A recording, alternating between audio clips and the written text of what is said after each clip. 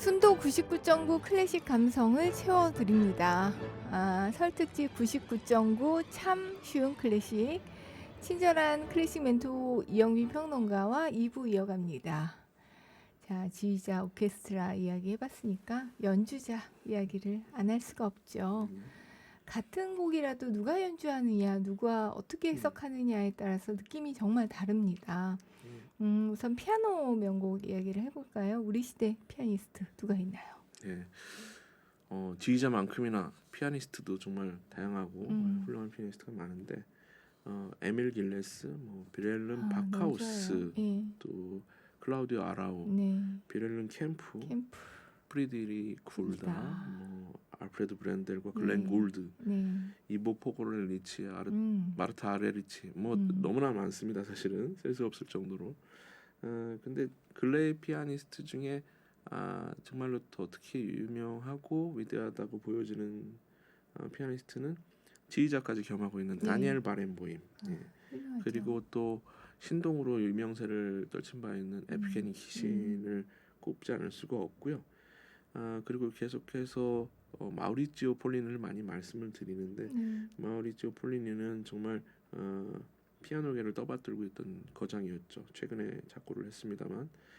그리고 또 역시 한 명의 거장을 꼽자면 올해로 이제 칠순을 맞이하셨네요. 네. 예, 크리스티안 짐머만, 폴란드 태생의 쇼팽 스페셜리스트. 그렇습니다. 그래서 폴리니와 짐머만은 나란히 쇼팽 콩쿠르 우승자였다는 공통점이 있는데요. 짐머만의 경우에는 19살인 1975년 9회 콩쿠르에서 우승했던 경우였죠. 짐머만의 그런 성숙의 역사를 보면은 그의 모국의 또 영혼 같은 그런 작곡가죠. 본인의 본령이라고 할 수 있는 쇼팽의 피아노 협주곡을 어떻게 연주했는지를 보면 좀 잘 알 수가 있습니다. 데뷔를 하고 나서 78년도에 이제 카를로 마리아 줄리니가 지휘하는 LAP라고 피아노 협주곡 전집을 낸 이래로 21년 만에 본인이 직접 지휘도 하고 연주도 하는 또 그래서 피아노 협주곡 전집을 한 번 더 냈거든요. 21년 만에요. 그것이 짐머만이 쌓아왔던 그런 성숙의 깊이를 좀 잘 말해주는 그런 음반이라고 할 수 있는데 특히 또 최근 그의 행보 중에 주목할 만한 것이 1989년에 레너드 번스타인과 비인 필과 협연을 해서요. 베토벤 피아노 협주곡 전집을 이제 CD와 DVD로 낸 적이 있는데 딱 31년 만인 2020년에 사이먼 레틀이 지휘하는 런던 심포니와 함께한 베토벤 피아노 협주곡 전집을 블루레이로 이번에는 출시를 했습니다. 그래서 훨씬 또 다른 고퀄리티의 화질과 음질로 즐길 수 있게 됐는데요. 특히 이제 연륜이 배인 굉장히 완숙함이 담긴 그런 그의 피아니즘을 한참 열정이 가득했던 패기 가득했던 그런 베토벤하고 한번 비교를 해보시면 좋다는 측면에서 한번 필청해 주시면 좋을 것 같아요. 그렇군요. 쇼팽을 넘어서 영역을 확장해서 정말 훌륭한 활동을 보여주고 있습니다. 최근 우리나라 피아니스트들의 활동 보면 감탄이 나옵니다. 거장의 길을 걷고 있는 피아니스트들 모습이 보이는데 그 중에 좀 음반들도 호평을 받고 있고요. 그래서 추천을 좀 해주신다면 어떤 연주를? 그 우리나라 조성진 피아니스트가 이제 쇼팽 콩쿠르 우승을 했었을 때 우승자 발표하기 전에 이미 짐머만은 알고 있었대요. 정경화 선생한테 문자. 이 곡을 이렇게 잘 연주하는 사람은 처음 봤다. 이렇게 이제 그래요? 얘기를 했을 정도라고 하니까요. 그래서 조성진 피아니스트 또 앞서 이민찬 피아니스트의 월광도 한번 소개를 해드렸지만 조성진 피아니스트의 비창 소나타를 한번 들어봐야 공평할 것 같습니다. 조성진 피아니스트 첫 음 딱 올렸을 때 문자를 받았다고. 맞습니다. 네네. 이번에 우승자는 한국이 되겠다고 기대됩니다.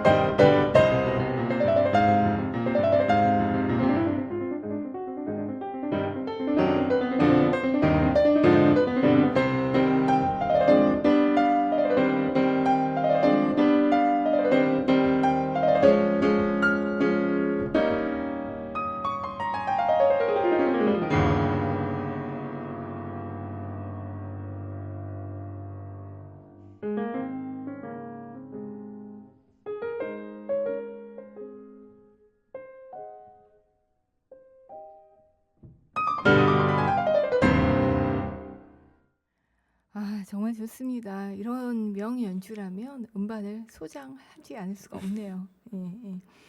공연 보러 가는 것도 많이 좀 예. 즐기시지만 명반을 집에서 좀 감상하는 분들도 많습니다. 감상법 집에서 즐기는. 네네네. 그 지작 카라얀은 이미 한 80년 전이라고 봐야죠. 한 1940년대부터 이 홈 오디오 시대가 올 거를 예견을 하고 있었습니다. 네. 사실 가장 완벽한 음악 감상이라는 것은 정말로 가장 완벽한 침묵 속에서 최고의 음반으로 음악을 들을 때거든요. 그래서 사실은 홈시어터와 명반을 딱 갖다 놓고 네. 리스닝 룸에 들어가서 이렇게 딱 들어가는 것이 가장 이상적이라고 할 수는 있어요. 그런데 영화도 이제 혼자 감상하기보다는 여럿이 이제 불특정 다수가 모여서 감상하는 게 이게 감흥이 있을 수 있지 않습니까? 그런 것처럼 가끔은 또 독불장군처럼 이렇게 감상을 혼자 하는 것도 좋지만 여럿이 운집할 수 있는 그런 콘서트에 가서 들어보는 것도 좋을 것 같고요. 그래서 양자가 좀 비교가 됐으면 좋겠습니다. 콘서트의 생생한 라이브를 또 들은 것과 또 잘 정제된 음반을 듣는 것은 좀 다르거든요. 그리고 요새는 좀 좋은 게 몇 가지가 생겼어요. 이 하이엔드 오디오를 프라이빗 렌탈하는 시스템입니다. 이런 데 가서 또 체험을 해보시는 것도 되게 의미가 있고요. 또 시네 클래식이라고 할 만한 그런 부분인데 일부 오페라 극장이나 영화관에서 이 빈필 신년음악회 같은 것을 중계해 주는 겁니다. 네, 최근에 고향 아람누리에서 해줬죠. 네. 그래서 그런 것들이 굉장히 좀 선구자적인 측면이 있는데 앞으로도 신년음악회뿐만이 아니고 빈필도 보면은 여러 이벤트가 있습니다. 샘브른 궁전에서 하는 서머 나이트 음악회도 있고요. 또 베를린 필은 오래전부터 질베스터 콘서트라고 하는 송년 음악회가 있고 발트빈의 콘서트라는 야외 콘서트 또 유로피안 콘서트라고 하는 유럽의 여러 유적들을 찾아다니는 그런 콘서트가 있고요. 또 뉴욕의 메트로폴리탄 오페라 하우스는 메트로폴리탄에서 하는 여러 실황들을 또 중계를 해주고 있습니다. 그래서 여러 극장이나 영화관에서 이런 부분들의 판권에 대한 여러 협의를 통해 가지고 딜레이 중계든 녹화 중계든 이 중계를 해서 보여줄 수 있다 그러면 굉장히 최적합한 장소에서 좋은 음질과 화질로 음악을 즐길 수 있는 그런 것이라서요. 한번 그런 부분들을 개인의 방에서 외에 또 즐겨 보실 수 있을 거라고 생각합니다. 좋은 팁인데요. 또 이제 또 집에서 감상하려면 또 좋은 곡을 알아야지 듣지 않습니까? 그래서 클래식을 입문한 사람들한테 가장 어려운 것이 좋은 곡이 뭔지 또 좋은 연주가 뭔지를 선곡하는 그런 능력이 필요한 것 같아요. 그 여러 음악 잡지에서 소개해주는 레코드 평론가들의 그런 추천 음반들이 저는 굉장히 좋은 목록이자 보고였는데요. 요새는 조금 그런 부분들이 이제 잡지에서 다루는 비중이나 이런 것들이 좀 적어져서 안타까운 부분이 있습니다만 첫날 제가 말씀드렸듯이 어쨌든 클래식을 가까워지기 위해서는 문헌 공부가 좀 필요하다. 일단 그렇게 말씀드릴 수 있겠습니다. 그래서 특정 작곡가에 대한 여러 서적을 좀 탐독을 해서 알아보면 그 음악 이전에 그 음악가에 대해서 이제 정이 들고 점점 또다시 그 음악가가 만든 음악이 알고 싶은 그런 감정이 생기실 겁니다. 그래서 시클루스라고도 하는데요. 그 한 작곡가만의 음악을 한번 쭉 들어보는 거죠.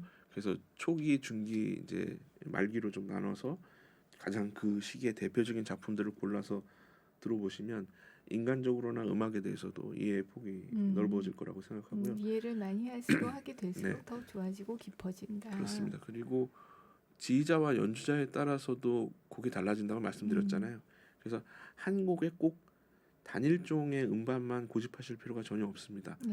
여러 연주가들의 음반을 섭렵을 하는 것이 그만큼 그 음악의 진가를 제대로 느낄 수 있는 방법이거든요. 제가 알고 있는 분은 베토벤의 교향곡 5번 운명을 500종이나 갖고 있다고 그래요.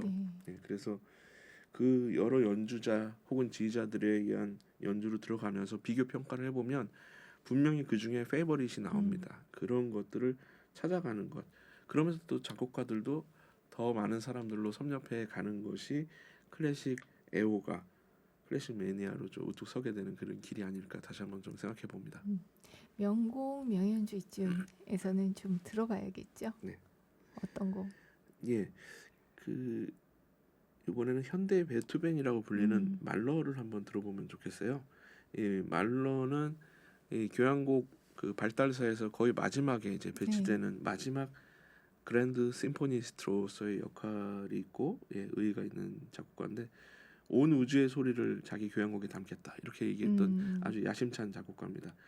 굉장히 좀 복잡해요. 길고 그래서 이 말러의 교향곡의 세계를 입문할 때 가장 좋은 레퍼런스로 얘기가 되는 곡이 바로 교향곡 제 1번 D장조 거인입니다. 그래서 이 동곡 최고의 명연이겠죠.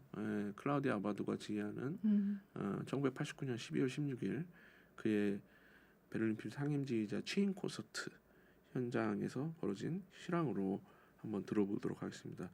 말러의 교향곡 제 1번 D장조 거인 제 4악장의 종결부입니다.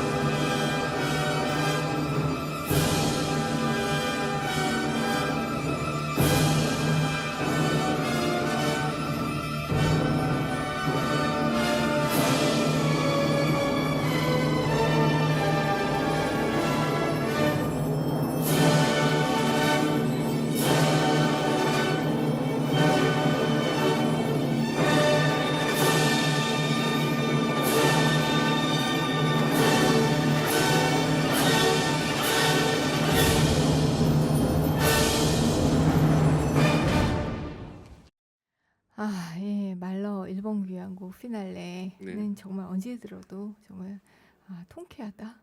속이 확 이렇게 트인다. 10년 묵은 체중이 내려가는. 네네, 맞습니다. 최근에 이제 말러 브루크너 같은 흑계 낭만주의 작곡가들의 곡이 유행입니다. 올해는 또 특히 말러 연주가 많더라고요, 우리나라에. 작년에는 이제 브루크너의 작품이 굉장히 많이 연주가 됐었던 해였는데 올해는 그 여러 계획들을 보니까 말러 풍년이더라고요. 맞습니다. 그래서 대구시향이 지난 1월 23일에 이미 말러 1번 교향곡을 연주를 했고요. 3월 13일에 정명훈 선생이 지휘하는 KBS 교향악단이 말러 교향곡 5번을 연주합니다. 그리고 5월 28일에는 요엘 레비 지휘로 교향곡 6번 비극적이 연주가 되고 10월 2일에는 다시 한번 정명훈 선생 지휘하는 제 4번이 연주가 있고요. 서울시향도 이제 질세라 말러 교향곡을 연주할 계획인데 야반 치베덴 상임지휘자의 지휘로 3월 19일, 20일에 교향곡 6번 비극적을 연주하고 11월 26일과 27일에는 제 4번을 연주한다고 합니다. 서로 경합을 하는 모양새네요. 좋죠, 뭐 저희들은. 12월 19일에는 최수열 지휘자가 지휘하는 인천시향이 제 7번 밤의 노래를 연주하고 요번엔 또 제 8번 천인교향곡을 유달리 많이 지휘하는 해입니다. 방대한 규모라서 좀 쉽지가 않은데 올해는 한 4차례 정도 연주된다고 알고 있는데요. 예를 들어서 6월 18일에 부산시향, 음. 인천시향이 9월 5일에 각각 연주하고요. 부활 교향곡도 2번 정도 계획이 돼 있는 걸로 알고 있습니다. 2월 7일 날 함신익 선생이 제안한 심포니송의 연주, 10월 말일에는 김선욱 지휘자에 의한 말러 교향곡 제2번 부활 연주회가 계획되어 있습니다. 말러를 좋아하는 말러리안들이 너무 사랑할 것 같습니다. 이 그렇습니다. 연주들. 끝으로 클래식 입문자를 위한 추천곡 들으면서 이제 마지막 곡 소개해드릴 네. 건데요. 어떤 곡? 제 소견입니다만은 클래식을 좀 가까이 하실수록 아마도 이 브라함스의 위대함을 많이 느끼시게 될 것이라고 저는 생각을 합니다. 오늘 마지막으로 들으실 곡은 브라함스의 가장 상징적인 곡이라고 할 수 있는 교향곡 제1번을 들어보겠는데요. 브라함스가 22살의 청년부터 43살까지 무려 21년간 그 긴 시간 동안에 숱한 역경을 인간적으로 이겨내면서 성찰과 대각을 했던 그런 것들이 이 곡에 잘 녹아져 있습니다. 작년 11월에 키릴 펜트렌코라고 하는 베를린 필하모닉 오케스트라의 상임지휘자가 내한 공연을 했을 때도 바로 이 레퍼토리를 해서 굉장히 큰 감동을 안겨줬었는데요. 네. 아주 큰 환희와 흥분에 차 있는 곡의 피날레를 오늘 키릴 펜트렌코의 최신 음반으로 한번 들어보도록 하겠습니다.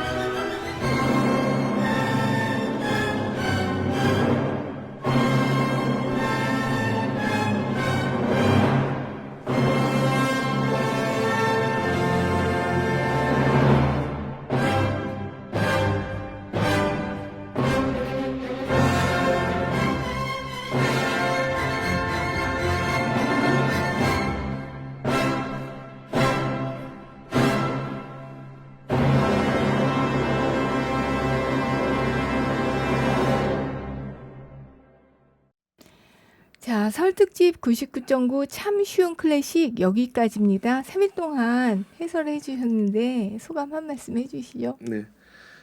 요새 K 콘텐츠 혹은 K 컬처가 굉장히 각광받고 있는 상황이죠. K 클래식도 주목을 받고 있습니다. 하지만 이 즉흥적인 인기몰이만으로는요, 발전이 지속되기가 어렵습니다. 국가가 정책적으로도 뒷받침을 해줘야 할 것이고요. 특히 우리가 지금 하고 있는 것처럼 이런 프로그램들이 활성화되는 게 필요한데요. 이 클래식을 알고 싶지만 어떻게 접근해야 될지 모르는 분들을 위해서 이 매스 미디어가 지식 창구 역할이 돼줘야 된다고 생각합니다. 앞으로도 클래식 중흥을 위해서 우리 방송 관계자 여러분들 또 청취자 여러분들 모두 관심 가지시고 많은 격려와 지원 부탁드리겠습니다. 저도 클래식 멘토로서 또 클래식 러버, 클러버로서 대한민국 클래식 저변 인구 확산을 위해서 뛰겠습니다. 감사합니다. 예, 그동안 훌륭한 명곡과 좋은 해설 감사드립니다. 자, 아쉬움을 남기면서 물러갑니다. 참 쉬운 클래식 이야기를 좀 더 알고 싶다 하시는 분들은 굿모닝 OBS의 금요일 코너죠. 클래식 99.9 함께 하시면 이영빈 평론가 계속해서 만나실 수 있습니다. 지금까지 제작의 소영선, 조연출 김용주, 저는 크리에이티브 디렉터 김선영이었습니다. 오늘도 행복한 클래식 하세요.